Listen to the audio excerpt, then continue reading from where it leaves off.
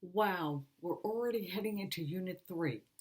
I don't know about all of you, but I feel like this term is just flying by. Now, last week, one of you mentioned how disrespectful it is when families or community members talk about early childhood teachers as babysitters and say that all we do is play. This week, our topic focuses on play and how through play children learn and develop in the different developmental domains.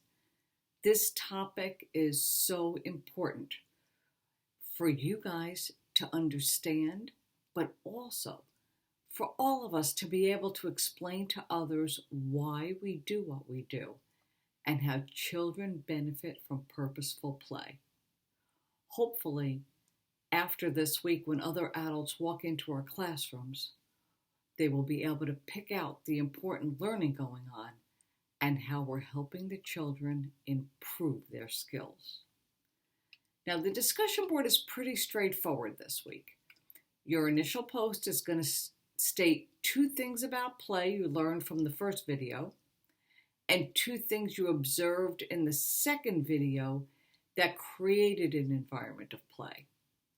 Now, your replies to your peers should expand on why children learn best through play and what you can do to support a playful environment. Now, I recommend keeping the format simple. For example, you're going to say, from the first video, I learned that, number 1, what you learned, number 2, what you learned, and then in the second video, I observed, number 1, number 2.